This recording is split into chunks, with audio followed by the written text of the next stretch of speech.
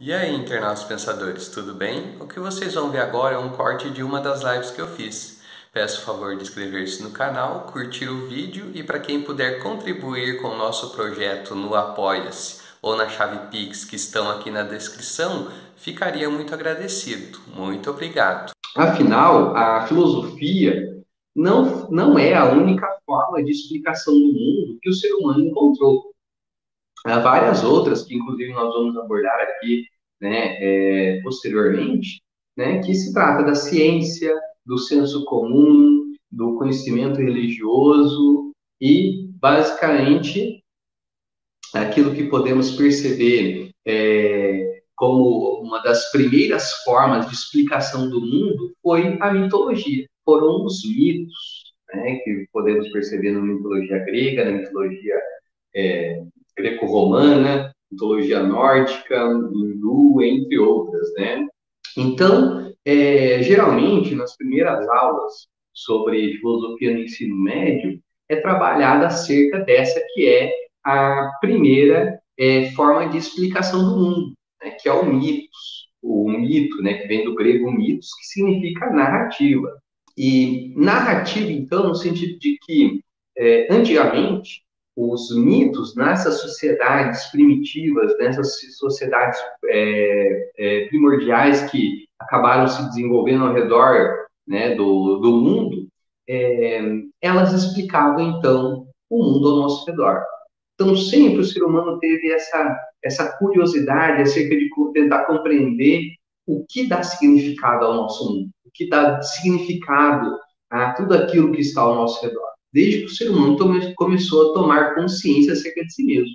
E uma das primeiras formas de explicação que ele trouxe para compreender esse mundo ao nosso redor foram os mitos, na qual, né, vem do grego de narrativa. Por quê? Porque geralmente sociedades primitivas, antes de desenvolverem a escrita, elas se comunicavam através da fala, através da narração. E geralmente haviam, então, ou contos populares, nas quais eram passados, então, de geração em geração, ou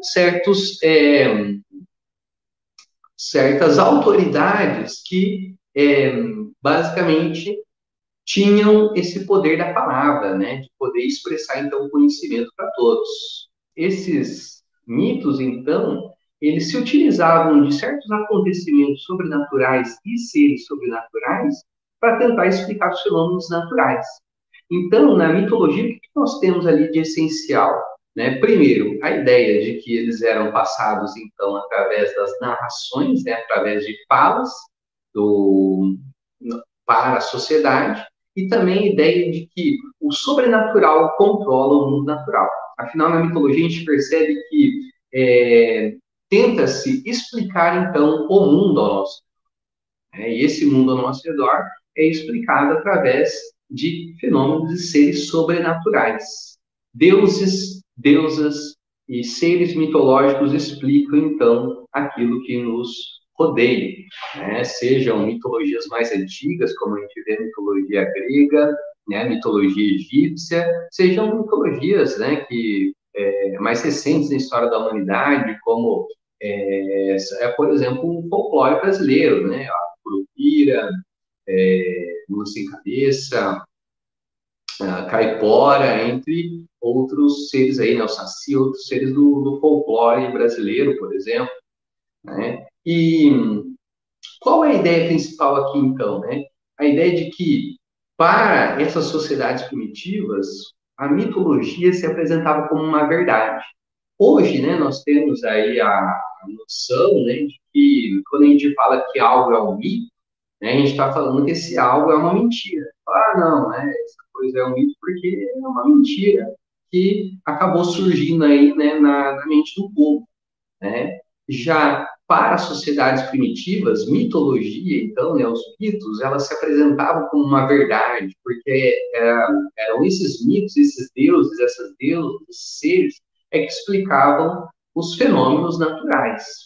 Né? Por exemplo, quando havia, lá na Grécia Antiga, quando havia desaparecimento de seres, né, de pessoas, né? Ora, geralmente era a culpa ou da Medusa, que transformava as pessoas em pedra, né? Que é uma história muito triste, inclusive, né? Para quem for pesquisar sobre a história da Medusa, né? Ou ela se perdeu no labirinto do Minotauro, né? E acabou, né, se encontrando com o Minotauro, né?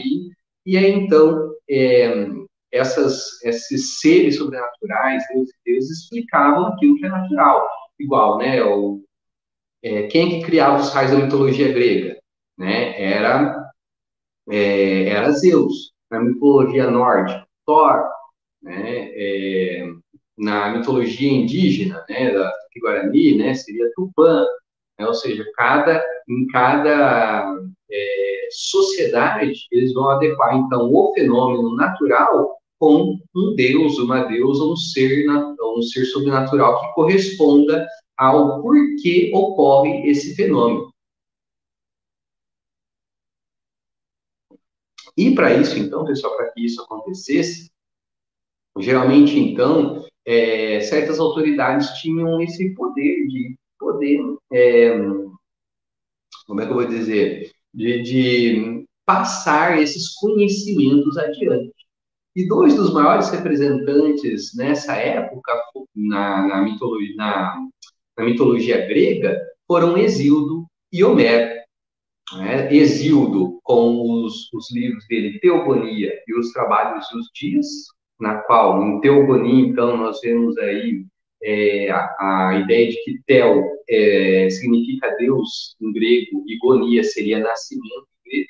Então, vejamos ali que é acerca do nascimento dos deuses. Então, é a história, basicamente, da Gênesis, né, da mitologia grega, na qual, então, tudo antes era caos, né, como um ser primordial, a desordem total, e do caos surgiu o cosmos, né, onde surgiu, então, a Mãe Terra, que eles chamavam de Gaia, né, e de Gaia, né, Mãe Terra, surgiu, então, é, o Urano, né, que é aquele que corresponde ao céu, né, e de Urano e Gaia, então, surgiram os hecatônicos, os ciclopes, os titãs, né, entre eles o maior de todos ali, o Cronos, né, posteriormente aí, pessoal, vou ver se eu começo a fazer uma série só falando acerca da mitologia grega, que é um tema que eu adoro muito, né, e geralmente os meus alunos do ensino médio adoram, né, muito também esse tema, né, mas a gente deve lembrar, pessoal, que não devemos confundir mitologia com filosofia. Né? Geralmente, depois, no segundo ou terceiro ano do ensino médio, os alunos sempre ficam me cobrando, professor, a gente vai falar de mitologia de novo, né? Mas o que a gente tem que perceber é o seguinte, antes de falar filosofia, nós, né, professores de filosofia, geralmente começamos falando acerca de mitologia para mostrar que antes do surgimento da filosofia havia então, né, a necessidade de explicação do mundo que era contada através dos mitos, né? Essa primeira forma de explicação do mundo, né, daquilo que nos rodeia. E muitas sociedades então sistematizaram essa explicação do mundo através dos seus próprios deuses, deusas e seres sobrenaturais.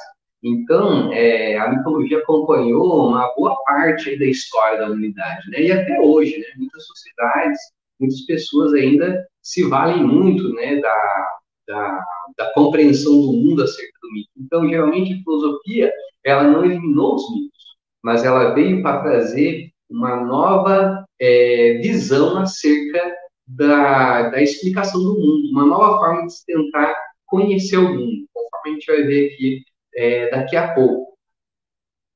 E para quem quiser, então, pessoal, que eu comece a fazer uma série de vídeos aí sobre os personagens mitológicos, né, seja da mitologia egípcia, grega, nórdica, né, e gostaria de ver aqui o relato, então, dessas histórias mitológicas, né? Manda um oi aí no chat, aí nos comentários aí, que dependendo aí do tanto de gente que for pedindo aí, pode até dar dicas, né? Opiniões aí sobre qual mitologia vocês gostariam de ver, qual ser, né? Qual deus e qual deusa chama a sua atenção aí, a gente faz aí, a gente começa a pensar em fazer uma série de vídeos sobre mitologia. Claro, né, através do viés filosófico. Então, geralmente vou apresentar, né, história desse personagem mitológico e tentando passar, então, afinal, qual a moral da história que esse ser mitológico tenta nos passar. Né? Afinal, por exemplo, podemos perceber aí pela imagem, né, o mito de Prometeu. O mito de Prometeus, que vem do livro Os Trabalhos e os Dias, também do poeta grego Hesíodo. Né? O mito de Prometeu, ele basicamente existe para tentar explicar como surgiram os seres humanos na visão dos gregos antigos, né? E por que então, né, existe por que o ser humano, então, tomou consciência acerca de si mesmo e por que existem os males no mundo? Afinal, a mitologia de Prometeu, né, o mito de Prometeu está ligado com a mitologia de Pandora. Né? Só para ilustrar aqui rapidinho, né, para a gente ter uma noção de como funcionavam os mitos, né, era o seguinte: Zeus e os outros deuses do Olimpo, eles não estavam muito animados, né? Afinal, você viver eternamente muitas vezes pode ser algo enfadonho, algo chato, né?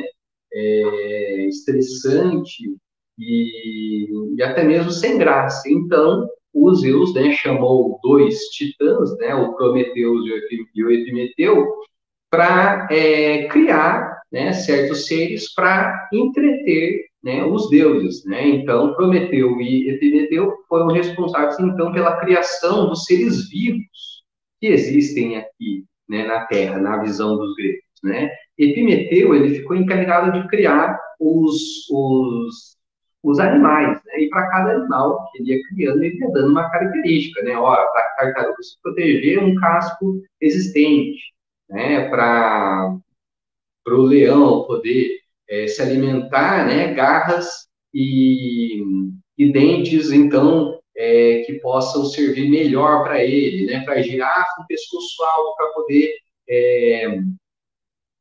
se alimentar das folhas no alto das árvores. E aí, então, para cada animal, né, que ele ia criando, ele dando uma característica já instantaneamente, porque epimeteu, no grego, né, significa aquele que pensa depois, né? Então, ele simplesmente fazia tudo e só depois ele ia pensando, né? Acerca do que ele fez já, né? Já o Prometeu significa aquele que pensa antes, né? Então, antes do Prometeu criar, né, fazer a sua criação, ele pensou acerca, então, do,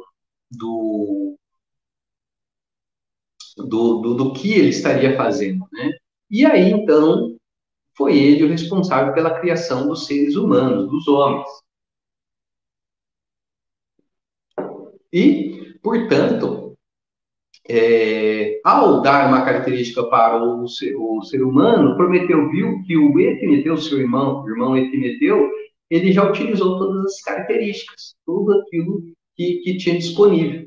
E o ser humano, então, ficou como esse animal indefeso. Afinal, não temos garras poderosas, nem dentes poderosos, né? A gente não consegue correr, né, conforme a maioria dos predadores que existem, né? Não temos uma pele dura, né, um casco duro, né? Nós temos pouco pelo.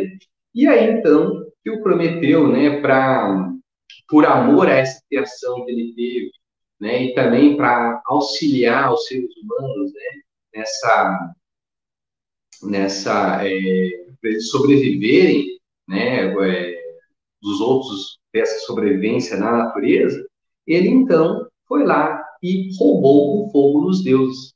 Né? Esse fogo significa basicamente, né, a centelha divina, a centelha do conhecimento. Então, quando há o mito de Prometeu que fala que roubou o fogo dos deuses, né, basicamente roubou uma centelha do conhecimento divino. Né? Então, e ele foi lá e entregou esse fogo aos homens. Né? E assim, então, os seres humanos começaram a ter consciência acerca de si mesmo e a ter conhecimento, então, acerca do mundo ao seu redor. E assim poder se proteger, então, né, dos predadores naturais. E aí a gente percebe, então, que, primeiro, né, essa é a forma de explicação que os gregos tiveram acerca do surgimento dos seres humanos e também do porquê que o ser humano possui consciência, do porquê ele possui, então, porque ele possui esse autoconhecimento, né? Esse conhecimento também acerca do mundo. Porém, né, Zeus não ficou nada contente com esse roubo do fogo eterno, né, do fogo dos deuses. E ele foi lá, então, e praticou uma punição, tanto para Prometeu, né, quanto para os homens, né? E para Prometeu, então, ele acabou acorrentando Prometeu, né, no alto de uma montanha, e durante o dia, uma águia vinha, né, e picava, né, o fígado, né, do Prometeu, e à noite Prometeu se regenerava, né? E no outro dia a águia fazia isso de novo, né? Ia lá, bicava e depois, à noite, o fígado dele se regenerava. Né? Isso aqui é basicamente uma metáfora, tá, pessoal, acerca, né, da interpretação que eu tenho aqui, né? É uma metáfora acerca do, do nosso cotidiano. Afinal, nós, durante todo o dia, né, vamos consumindo a nossa própria energia, praticando as coisas que nós fazemos, né, diariamente, e à noite, então, querido Natal, nós temos para descansar, para relaxar, para regenerar, né, o nosso fígado novamente, para que a gente possa, no outro dia, seguir tudo novamente. Né? Então, veja bem que os mitos gregos, geralmente, eles tinham uma conotação moral também, né? Uma explicação moral, porque não explicavam só a natureza, mas também o comportamento humano. Tá? E, como punição aos homens, né, que utilizaram essa centelha do fogo divino, né, Zeus foi lá, então, né, e os deuses criaram a mulher. Olha aí que beleza. Por quê? Porque mitologia, geralmente, né, a história da humanidade é uma história muito machista, né, então sempre traz a ideia disso, né, de mulher como algo inferior, né, infelizmente, né, como algo inferior ou como uma punição para os homens, conforme a gente percebe aqui, tá? Olha que coisa estranha, né? E, e aí, então, né, o Zeus, ele foi lá e entregou para uma dessas mulheres, né, chamada Pandora, uma caixa. E falou assim, ó, agora vocês, mulheres, né, criação aqui divina, né, vão lá, então, com os seres humanos, mas, ó, nunca abram essa caixa. Pô, né, vai falar isso para o ser humano, né, que obteve, então, uma centelha do conhecimento divino, né, que já obteve essa ideia de curiosidade, de tentar entender e compreender o mundo. Aí você vai lá e fala para ele não abrir uma caixa que foi entregue para você, né? É claro, então, que os seres humanos ali ficaram curiosos de saber o que tinha ali dentro e abriram essa caixa de Pandora. E o que existia lá dentro era todos os males do mundo. Né? Antes, os seres humanos, na mitologia grega, né, não tinham é, os seres humanos não tinham não tinham doenças, não temiam a dor, né? Não conheciam o que eram os desastres, né? E a partir da abertura dessa caixa, todos esses males então surgiram, né? Doenças, aflições, desastres naturais, tudo aquilo que havia de ruim, né, acabou saindo dessa caixa. E a única coisa que sobrou dentro da caixa é a esperança. Né? Então é aí que vem a ideia então dos gregos do que, do porquê existem os males no mundo, do que existem, né, todos esses desastres, doenças e problemas, né? E e que mesmo assim nós nunca perdemos a esperança, né, de tentar superar esses problemas que surgem em nossa vida. Então percebam aqui a ideia, né, o mito, ele sempre vai tentar explicar através de seres sobrenaturais algo que é natural, um fenômeno que é natural. Né? Essa é a ideia principal da mitologia. E para Homero, então, né, segundo as obras, né, do poeta grego Homero, nós temos aí o livro Ilíada, que conta a história da Guerra de Troia, tá? Onde a gente pode lembrar do herói Aquiles, por exemplo, que é daí que vem o calcanhar de Aquiles, né, o tendão de Aquiles, que é a fraqueza do ser humano, né? esse conceito, esse ditado popular, né, de tendão de Aquiles ou calcanhar de Aquiles, que significa isso, né, fraqueza humana, vem dessa obra do Homero, né, Ilíada, né, que mostra que o Aquiles ele é um excelente guerreiro, virtuoso, né, mas a única fraqueza dele era o seu calcanhar, né, que ele não tinha sido basicamente abençoado, né? E com uma flecha envenenada, então, né, o inimigo foi lá e flechou, né, o calcanhar dele. E, e, e aí, então, né, ele acabou falecendo. E no livro Odisseia, nós temos a história do Odisseu.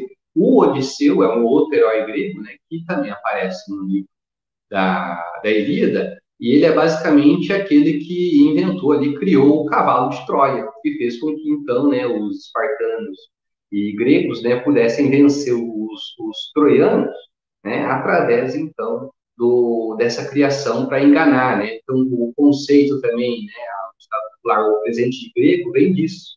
Por quê? Porque nessa guerra de Troia, né, os gregos eles